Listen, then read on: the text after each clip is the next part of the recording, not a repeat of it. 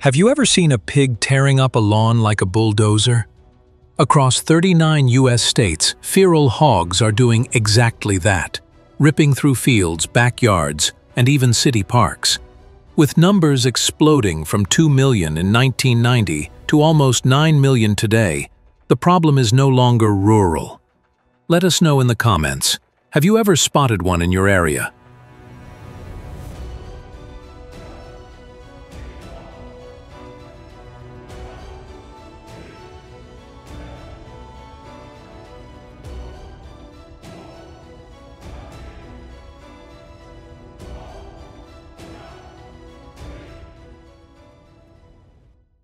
Feral hogs are now one of the most destructive invasive species in the United States.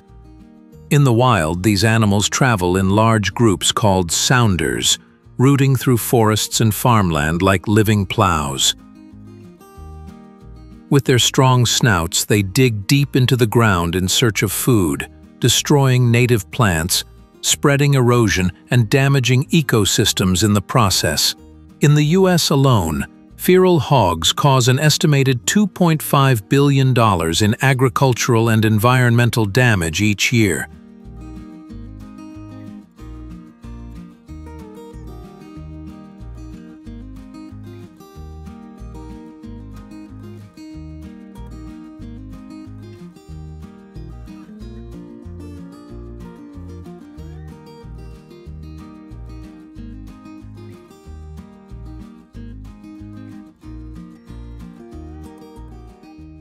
But the destruction doesn't stop in rural areas. In some cities, feral hogs have been spotted roaming through neighborhoods, overturning trash bins, tearing up lawns, and even threatening pets. Their ability to adapt makes them a problem almost anywhere: farms, forests, and now even suburban streets.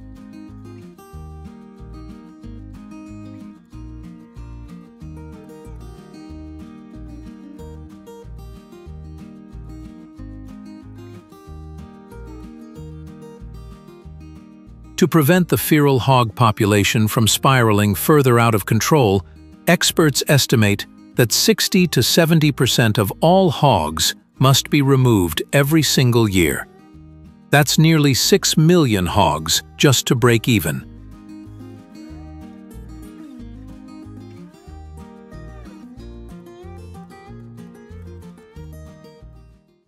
Because trapping alone can't meet that number, hunting has become a vital control strategy. In states like Texas, Georgia, and Florida, licensed hunters often partner with farmers to help reduce hog populations.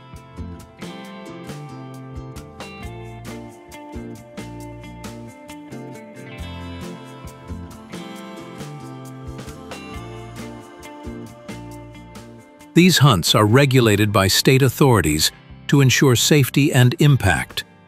Hunters use a wide variety of tools, from rifles and shotguns to thermal scopes and night vision drones that help track hogs after dark.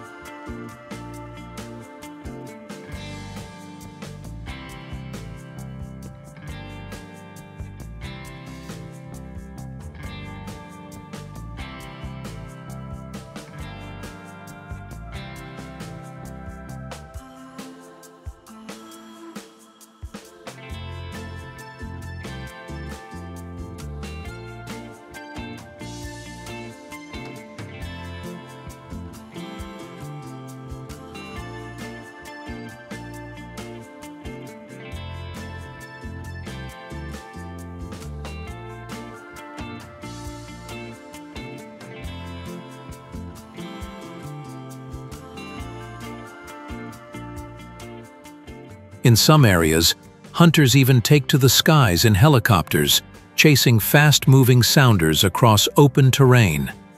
With billions in damages each year, every successful hunt helps protect farmland and native ecosystems.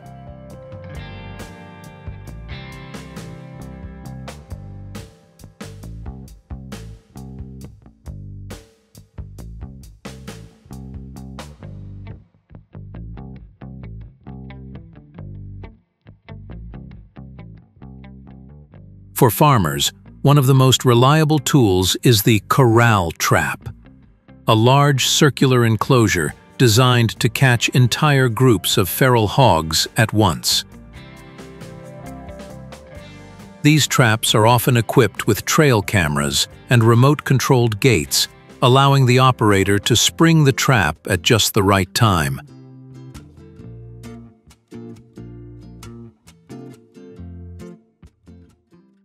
Because hogs are strong and clever, the walls are built with solid steel panels.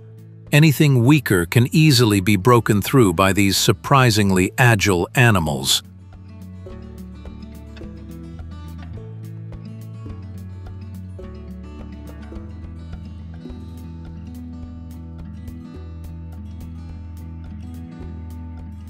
Another effective method is the drop-gate cage trap.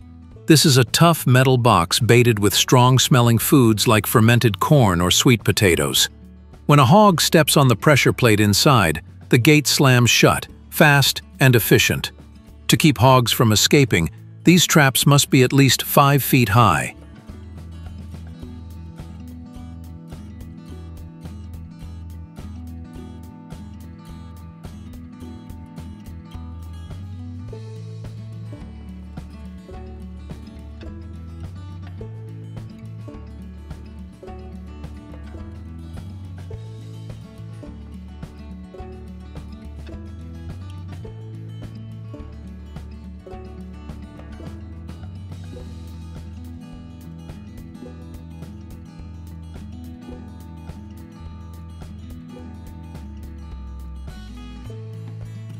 In some regions, wildlife teams and farmers also use net traps. Camouflaged along feeding trails or in tall grass, net traps are triggered by motion sensors or remote control. While less common than steel cages, nets are lightweight, reusable, and excellent for catching fast or cautious animals.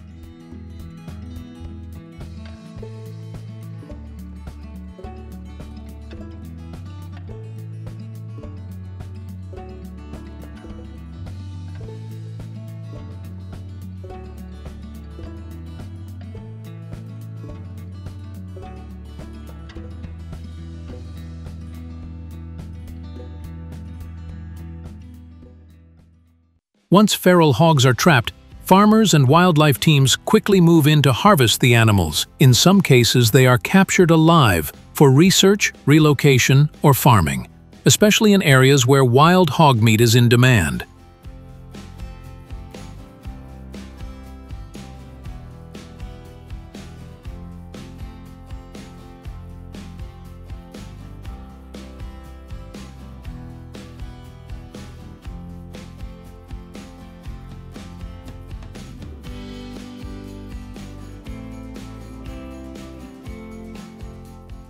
But more often, the priority is rapid population control.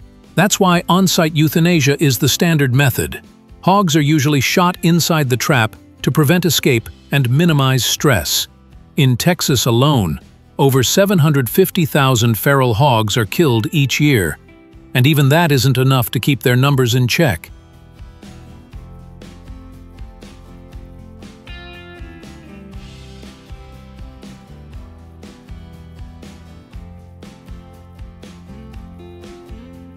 Surprisingly, feral hog meat is considered a delicacy in many places. After harvesting, some rural communities even roast the meat on site. It's lean, protein-rich, and surprisingly flavorful. A single full-grown hog can weigh over 300 pounds, producing enough meat to feed an entire gathering, making the hunt not just a necessity, but a shared reward.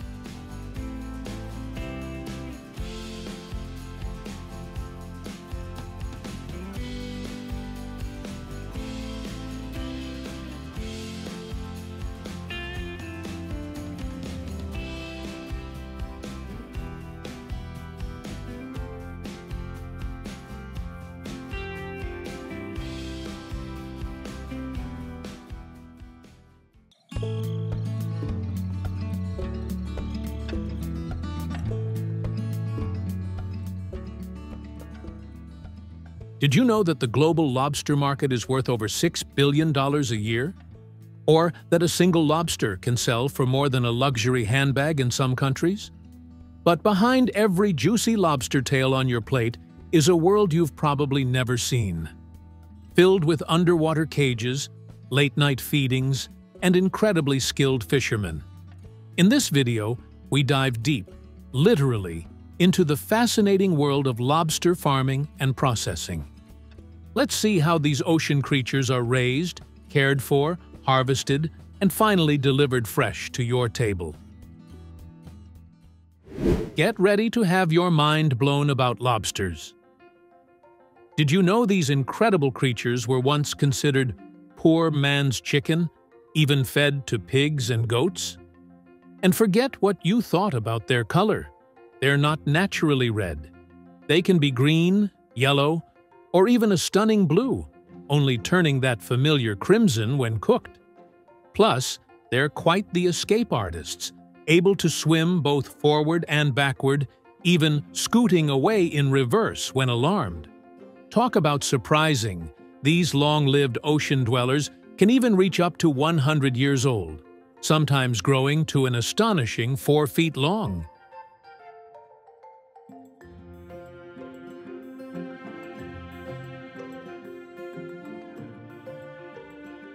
Lobster farming at sea?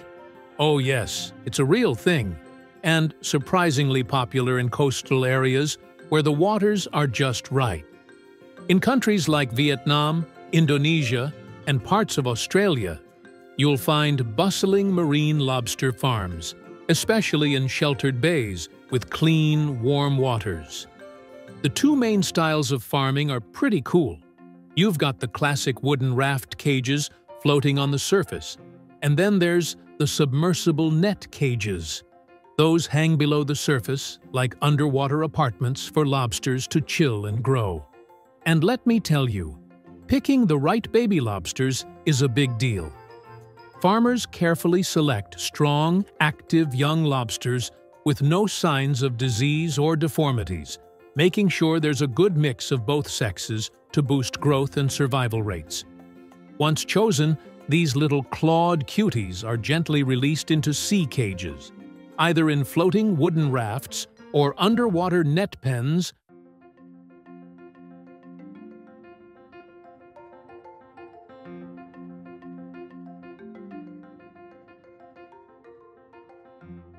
Feeding lobsters is way more intense than you'd ever imagine. It's not just tossing in pellets and calling it a day. Lobster farmers go full-on seafood buffet mode. They prep hefty bags loaded with goodies like fish, snails, clams, mussels, even tiny crabs. Then hop onto their boat, heading out to the sea cages. But wait, before serving up the next seafood feast, there's cleanup duty to handle. Lobsters aren't exactly tidy eaters, so farmers have to clear out the leftovers from the previous meal. That means diving down and using their hands to scoop out and brush away the scattered shells of snails, clams, and other bits still hanging around in the cage. It's like underwater housekeeping. And while they're at it, farmers also take the time to check on the lobsters, observing their health, behavior, and making sure everything's okay. Once the cage is all clean and tidy, it's mealtime again. The farmers scatter those bags full of all kinds of tasty treats, and the hungry lobsters don't waste a second. They swarm in like little underwater beasts and dig in. Watching them eat is wild. They grab food with their powerful claws, crack it open, and munch away with surprising precision. It's like a crustacean buffet down there, messy, fierce, and oddly satisfying to witness.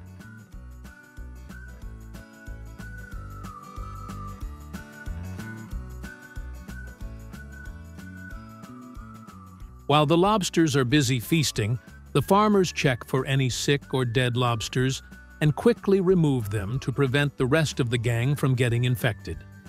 Then they gather the unfortunate ones and release them into the ocean.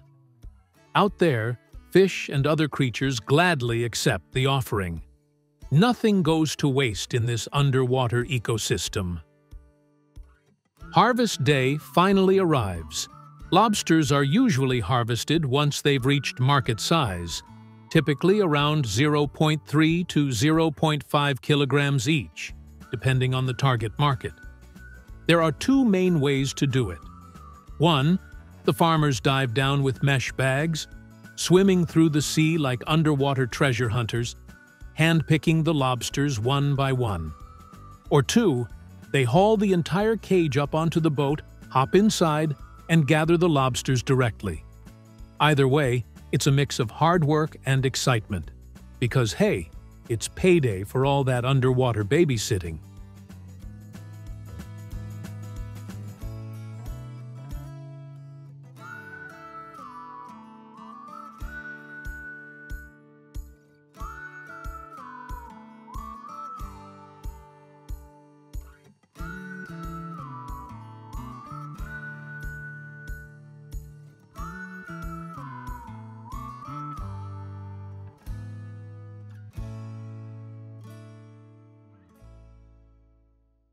When the lobsters finally make it back to shore, the work's still not over for our hard-working fishers. They've got to sort the lobsters by size and even by gender, carefully placing them into separate baskets. Then comes the weighing, super precise, because every kilo counts. Once that's done, they tie up the baskets securely with ropes and gently lower them into seawater tanks. Why? To keep the lobsters alive and kickin' all the way to the buyer. The most commonly farmed species are the ornate spiny lobster, scalloped spiny lobster, and sometimes painted spiny lobster. Different sizes, colors, growth rates, but all delicious and ready for their spotlight on the seafood stage.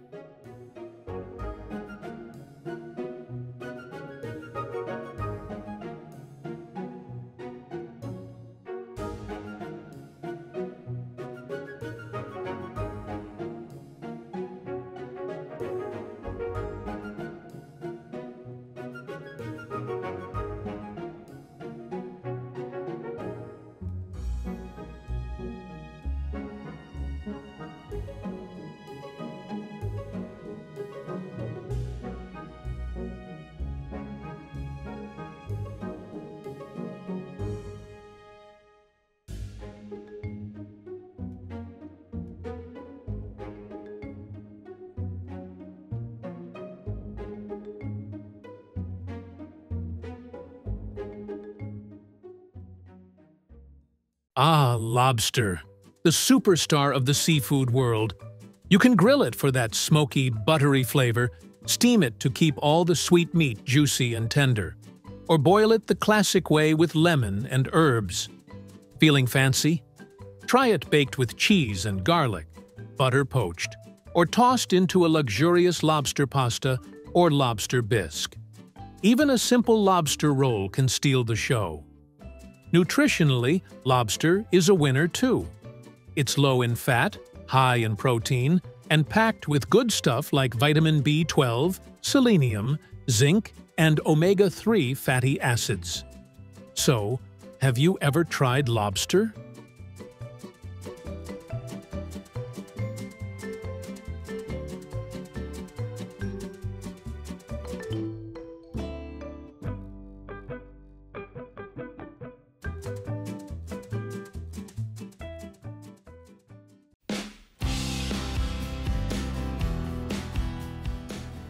Think you've got what it takes to face one of Africa's most dangerous animals?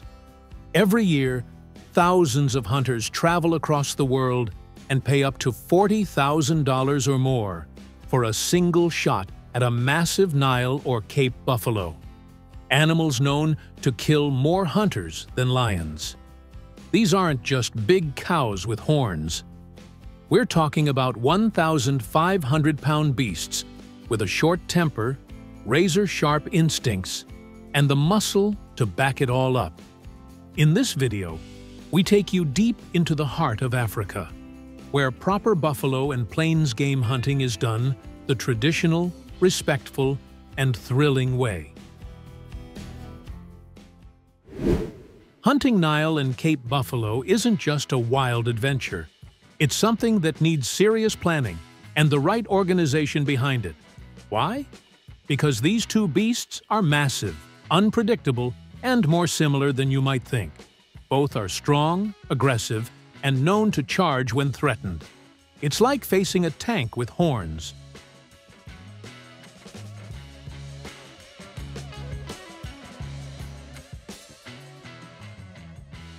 So, why do people hunt these magnificent creatures? It's often a blend of trophy hunting and conservation efforts, which might sound contradictory, but hear me out. For trophy hunters, the allure lies in the incredible challenge. Both the Nile and Cape buffalo are known for their formidable nature. They're powerful, intelligent, and can be incredibly dangerous when threatened, making them the ultimate test of skill and nerve in the African bush.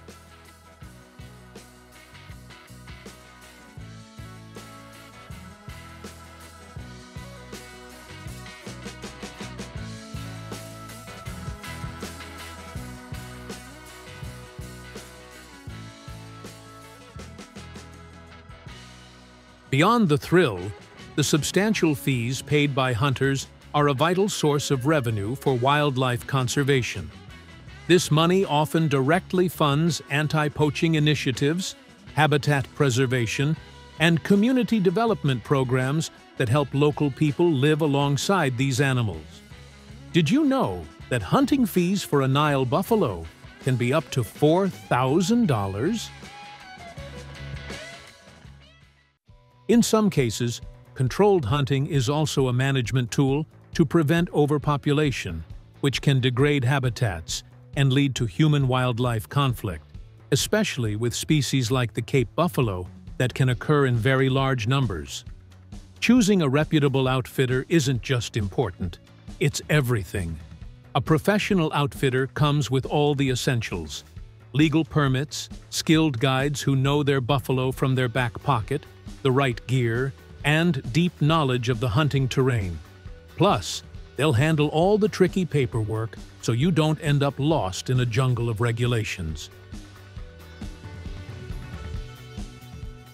So, how do you go about hunting a beast as tough and sharp as a buffalo, with senses so keen it can hear a twig snap from yards away? Well, it all kicks off when the hunter signs up and joins the expert-guided team. From there, it's all about the thrill of the track. The group sets off, scanning the savanna with binoculars, studying hoof prints in the dust, and even examining fresh dung to figure out the herd's direction. Patience is your best weapon. Make too much noise or rush things, and those buffalo will bolt like ghosts into the bush. It's a slow, focused pursuit, not a game for the loud or the restless. And sometimes, with hours of tracking under the blazing sun, the crew will pause for a much-needed midday break, because chasing buffalo is no walk in the park. Even when the herd is finally spotted, the hunt is far from over. The team must move like shadows, slow, silent, and perfectly in sync with the wind. But sometimes, all it takes is one slip. A single twig snapping underfoot, a rustle in the bushes, or standing downwind, and it's game over. With their razor-sharp senses, African buffalo can detect the slightest disturbance. The moment they sense danger, they don't stick around to investigate. They bolt like thunder, vanishing into the wild in seconds.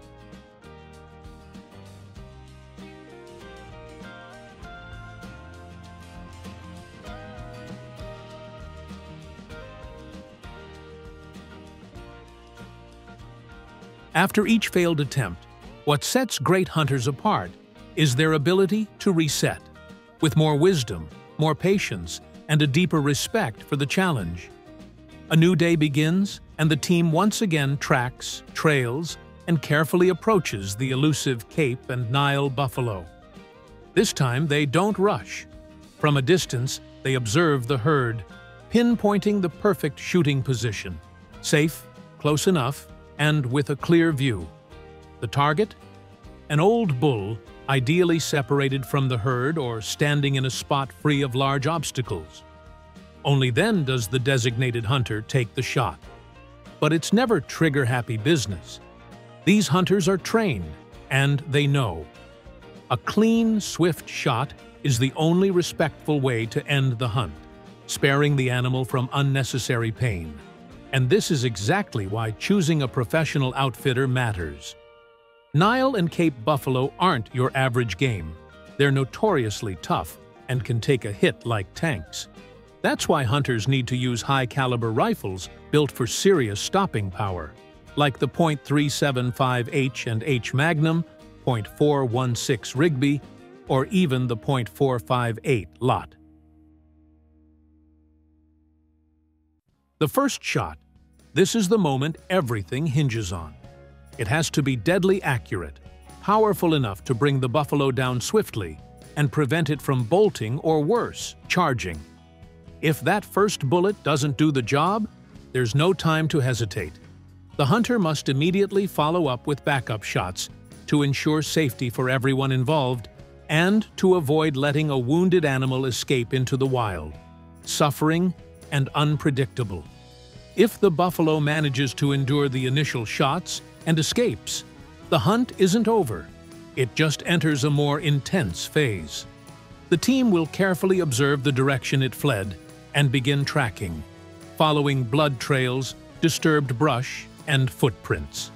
If the animal is found lying down, but still showing signs of life, like shallow breathing, ear twitching, or slight movement, the hunter must deliver a final, precise shot to end its suffering humanely.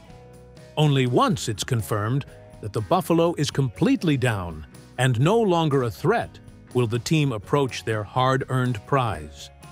Sometimes, this moment comes after hours or even days of relentless effort, patience, and teamwork.